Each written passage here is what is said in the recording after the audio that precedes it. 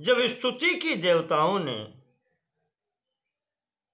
और अंततः कहा कि हे माता, त्वम सिद्धि त्वम स्वधा स्वाहा, आप ही सिद्धि हैं, जहां आप रहती हैं उसको सिद्धि प्राप्त होती है। त्वम स्वाहा त्वम स्वधा त्वम लोक पावनी, आप ही स्वाहा और स्वधा नाम से उपस्थित हैं, संपूर्ण लोकों को पवित्र करने वाली हैं। संध्या रात्रि प्रभा भूतिर मेधा श्रद्धा सरस्वती, सब कुछ आप ही हैं।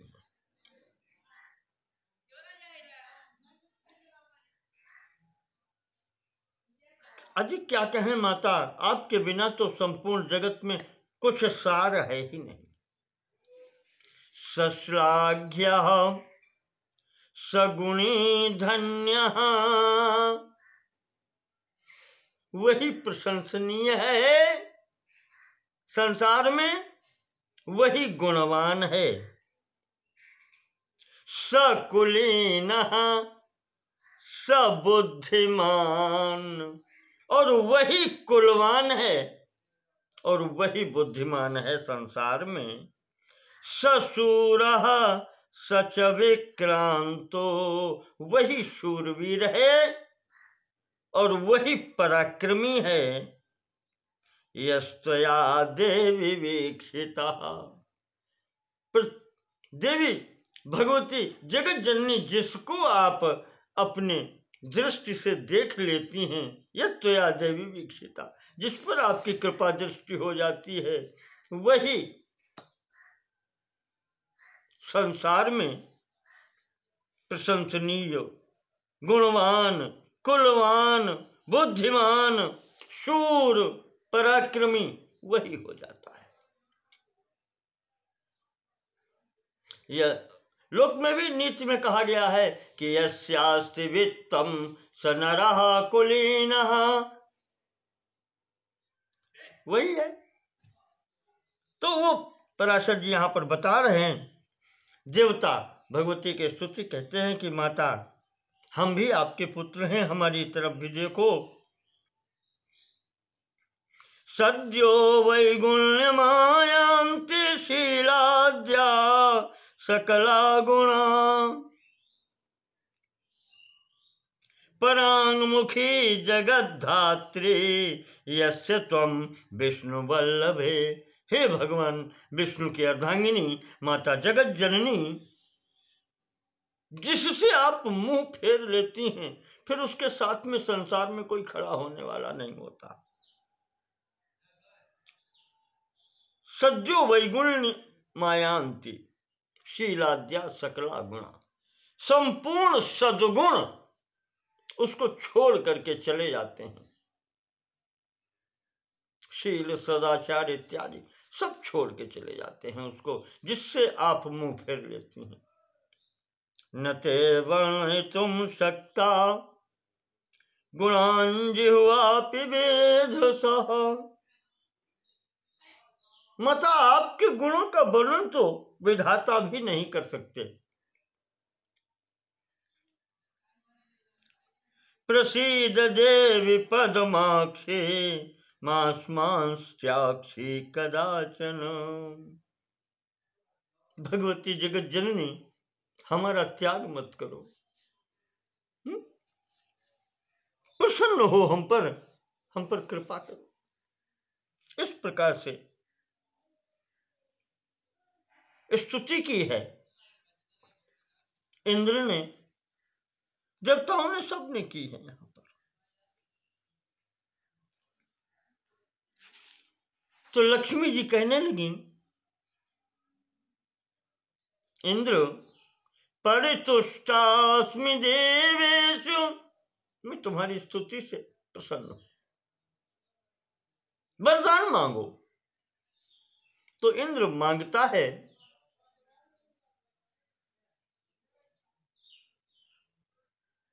कि वरदा यदि में देवी वरारो यदि वाप्यहम, माता, यदि आप वरदान देना ही चाहती हैं, आप मुझे वरदान देने योग्य समझती हैं, तो त्रैलोक्यम न त्वया त्याज्यम, इस हमारी त्रिलोकी को आप त्याग मत करें प्रभु। त्रैलोक्यम न त्वया त्याज्यम एष मेस्तु वरः परा। सबसे बड़ा वरदान हमारे लिए यही है भगवती, इस हमारी त्रिलोकी का आप त्याग न करें। हम सब आपके बालक हैं, हम कहाँ जाएंगे।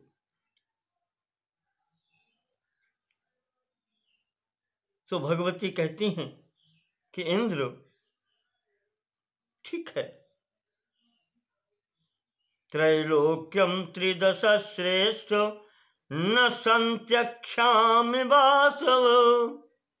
ठीक है वासव, इंद्र, मैं इस त्रिलोकी का त्याग नहीं करूंगी, और साथ ही साथ ये भी वरदान देती हूं कि जो तुमने मेरी स्तुति की है, इस स्तोत्र के द्वारा जो भी हमारा पूजन, हमारी स्तुति करेगा, न तस्याहम भविष्यामि परांगमुखी, मैं अपने उस साधक से, उस भक्त से भी कभी मुख नहीं मोड़ूंगी, परांगमुख नहीं होंगी। पराशर जी कहते हैं कि इस प्रकार से भगवती ने इंद्र को वरदान दिया।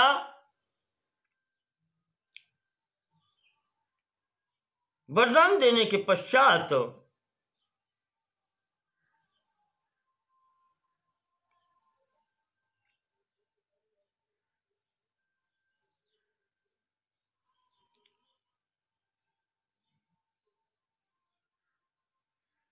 कहते हैं कि ये भगवती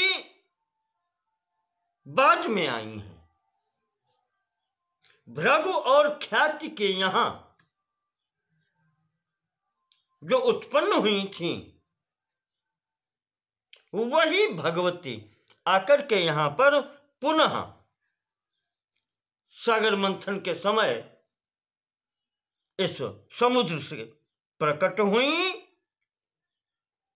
भृगो ख्यात्याम समुत्पन्ना श्री पूर्वमुदधे पुनः देव दानव यत्नेन प्रसूतामृत मंथने। देवताओं और दानवों के एक साथ प्रयत्न करने से वही भगवती जो महाराज भृगु की पुत्री के रूप में आई थी, वही यहां से पुनः उत्पन्न हुई और आकर के उन्होंने भगवान विष्णु का ही वरण किया, क्योंकि वो उनकी ही शक्ति है, सदैव उनके साथ ही रहती है। जब जब वो अवतार ग्रहण करते हैं, यदा एवं यदा जगत स्वामी देव देवो जनार्दन, इस प्रकार से जब भी भगवान जनार्दन अवतारम करोति, वो अवतार लेते हैं, ऐसा तदाश्रे तत्सहायिनी, तभी भगवती भी उनकी सहायिका के रूप में साथ ही आती हैं। तो इस प्रकार से कहते हैं कि भगवती लक्ष्मी के संबंध में ये जो आख्यान है, जो भी इसको पढ़ता है, इसको सुनता है, यच्चैतच्छृणुयात् जन्म लक्ष्म्या यस्य पठे नरः, भगवती की उत्पत्ति संबंधी आख्यान ये पढ़ता है, श्रियो न विच्युतिस्तत्र तस्य गृहे यावद कुलत्रयम्, तब तक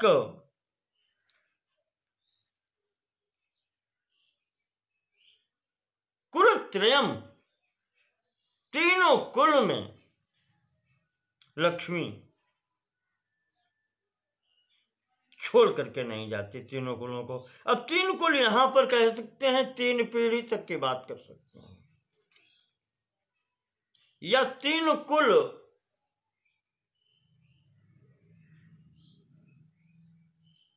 क्या कहें, अपना कुल, माता का कुल और पिता का कुल। अपना और पिता का तो एक ही हो गया, माता का, अपना और पत्नी का कह लें, तीन कुल। इन तीनों कुलों को लक्ष्मी कभी छोड़ करके नहीं जाती।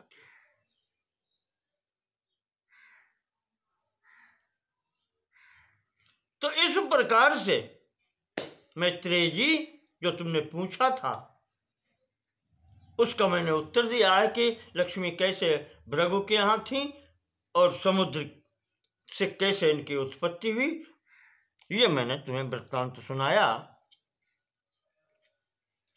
और इसके साथ में इति सकल विभूत्यवाप्ति हेतु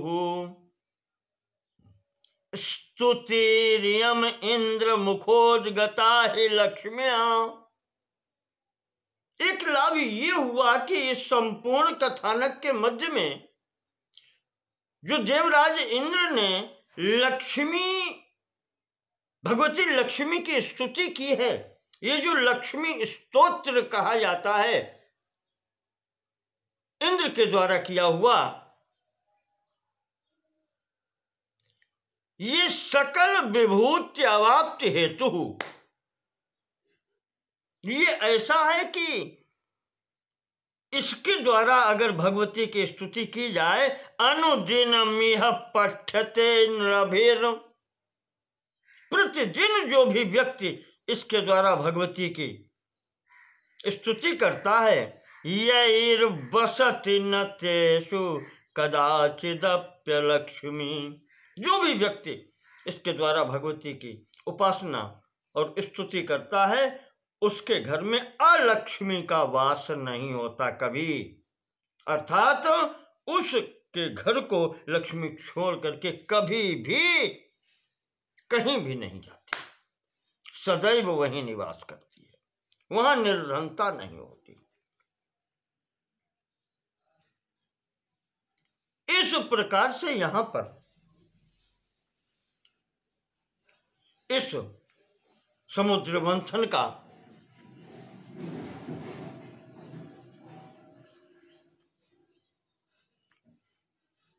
वृत्तांत सुनाया। इसके आगे मैत्रेय जी ने पूछा कि आपने जो मैंने पूछा था वो आपने अच्छा वर्णन किया, और महाराज अब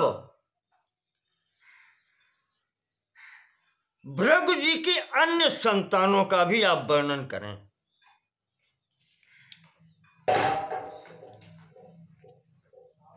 और कितनी संतानें महर्षि भृगु की हुई, कौन कौन हुई?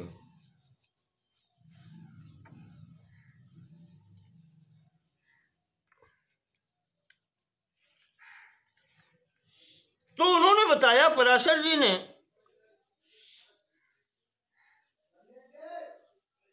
कि भृगु जी और ख्याति,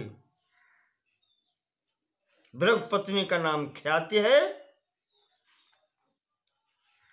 इनसे 2 पुत्र उत्पन्न हुए। पीछे बता चुके हैं कि धाता और विधाता, ये 2 पुत्र महाराज भृगु के हुए हैं, और तीसरी बताई थी कन्या।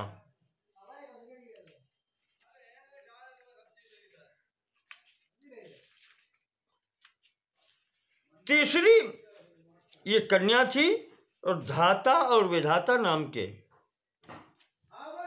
पुत्र थे।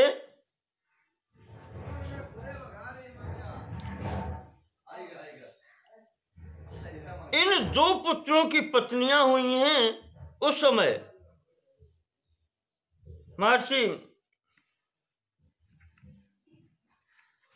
मेरु, उनकी दो पुत्रियां थीं जिनका नाम था आयति और नियति।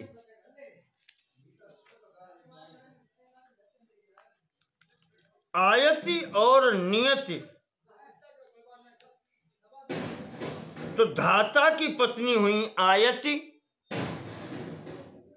और विधाता की पत्नी हुई है नियति। यहां पर यह बताया गया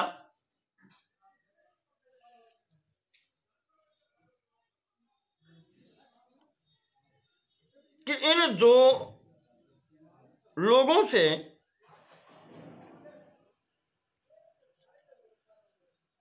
प्राणश्चैव मृकण्डुश्च,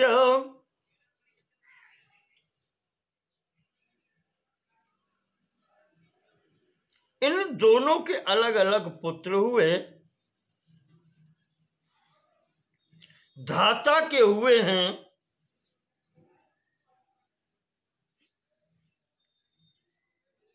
मृकण्डु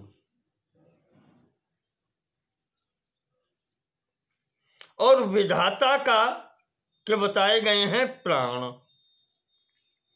पर यहां पर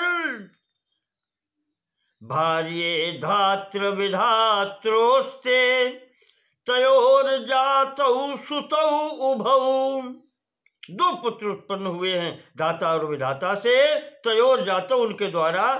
प्राणैश्च, तो इस अनुमान अगर क्रमशः लगाएं तो धाता के हुए प्राण और विधाता के हुए मृकण्डु। मृकण्डु के पुत्र हुए मार्कंडेय कहे गए हैं जो, और मार्कंडेय जी के पुत्र हुए हैं वेदशिरा। यहां तक इनकी स्थिति बताई गई है। इधर जो प्राण हुए थे उन प्राण के पुत्र हुए द्युतिमान और द्युतिमान के पुत्र हुए राजवान।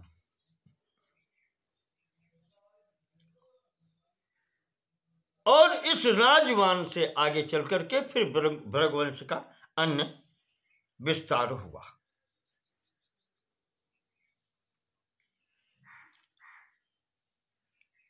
इसी प्रकार से अब यहां पर अन्य ऋषि लोगों की उत्पत्ति बताई गई है।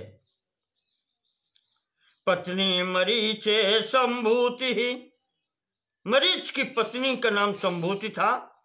पौर्णमासम असूयत, उससे पौर्णमास नाम के पुत्र उत्पन्न हुए। और इन महात्मा जो पौर्णमास हैं इनके दो पुत्र हुए। विरजा पर्वतश्चैव तस्य पुत्रौ महात्मनः,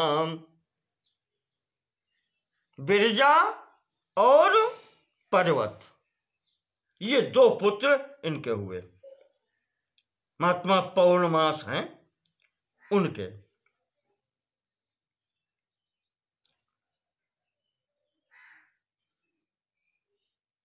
ये इनका बता दिया और कहा कि वर्णन आगे भी करेंगे फिर। अब तीसरे जो आए अंगिरा, अंगिरा की पत्नी का नाम है स्मृति और इनके 4 पुत्रियां हुई हैं, सिनी वाली, कुहू, राका और अनुमति। ये 4 पुत्रियां हुई हैं अंगिरा जी की। अत्रि की पत्नी का नाम है अनुसुईया जी और अनुसुईया जी के 3 पुत्र हुए, चंद्रमा, दुर्वासा जी, यही अभी बतला गए थे, और योगी दत्तात्रेय जी। इन पुत्रों को जन्म दिया। पुलस्त्य जी की पत्नी थी प्रीति,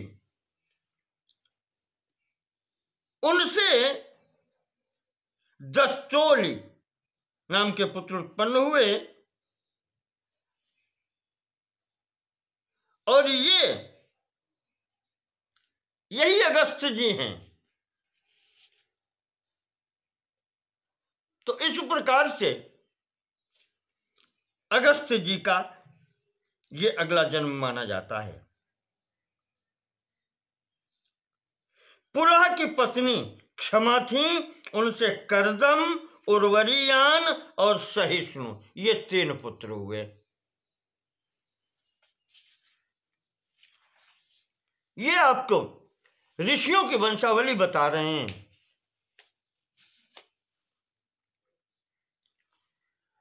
और अंततः इसी में लेकर के समस्त ऋषियों की इन्होंने वंशावली बता दी। इसी प्रकार से क्रतु की संतति बताई, वशिष्ठ जी की संतति बताई और दक्ष कन्याओं की वंश परंपरा की यहां पर पूर्ति की है। जैसे महर्षि क्रतु की पत्नी का नाम संतति है,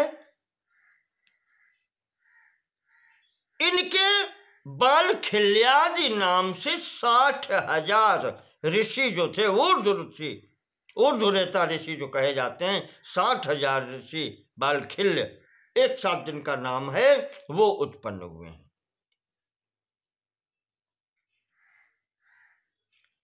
इसी प्रकार से महर्षि वशिष्ठ की पत्नी जिनका नाम था ऊर्जा, उनसे रज, गोत्र, ऊर्ध्वबाहु, सवन, अनघ, सुतपा और शुक्र, ये 7 पुत्र उत्पन्न हुए।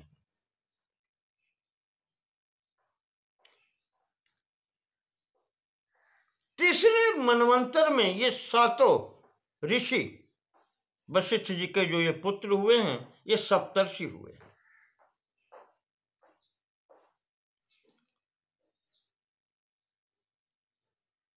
पराशर जी बात बताते हैं कि मैत्रेय जी, ये अग्नि जो थे,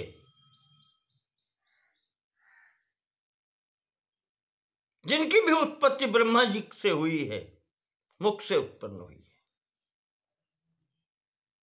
उनकी पत्नी का नाम था स्वाहा। उनसे 3 पुत्र हुए, पावक, पवमान और शुचि, ये 3 पुत्र उत्पन्न हुए। मैं थोड़ा सा विवरण आपको दे दूं। शिव पुराण में इनका वर्णन दिया गया है। पावकः पवमानश्च शुचिरग्निश्च ते त्रयः। पावक, पवमान और शुचि, इन 3 अग्नियों का नाम है। ये भी अग्नि हैं, अग्निपुत्र होने से ये भी अग्नि हैं।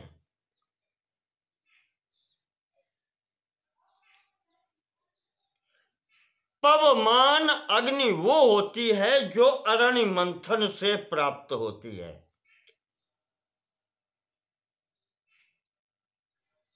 और पावक अग्नि वो है जैसे जो तड़ित कहलाती है, जो बिजली गरजने वाली जब गरजती है, वो बिजली से जो अग्नि दिखलाई पड़ती है वो है पावक। और अग्नि में जो सूर्य में जो अग्नि दिखाई पड़ती है यह कहलाती है शुचि। 3 प्रकार की अग्नियां ये हुई हैं। पावक वो जो विद्युत बिजली की गड़गड़ाहट के साथ में जो बादलों में दिखलाई पड़ती है वो है। पवमान वो है जो अरण्य मंथन से प्राप्त होती है। और सूर्य से प्राप्त होने वाली अग्नि वो शुचि कहलाती है। ये इस प्रकार से यहां पर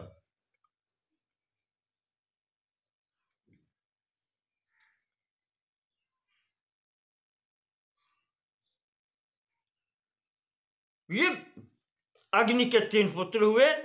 फिर आगे वहां बताया गया है कि इन सब के पावक पवमान और शुचि के 15 संतानें और हुई हैं।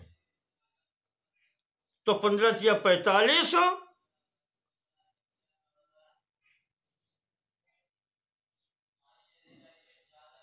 और 45 ये हुई, तो 45 तीसरी पीढ़ी में, उससे पहले 3 48 और अग्नि मिलाकर के इस प्रकार से यह 49 अग्नियां भी कही जाती हैं। जैसे मरुदगण 49 हैं, वैसे अग्नियां भी 49 ही हैं। और विशेष बात ये कि वायु और अग्नि मित्र भी हैं, वो भी 49 अनिल हैं। मरुत चले 49, मरुदगण भी 49 हैं और ये अग्नि भी 49 हैं। सखा हो गए समख्याते।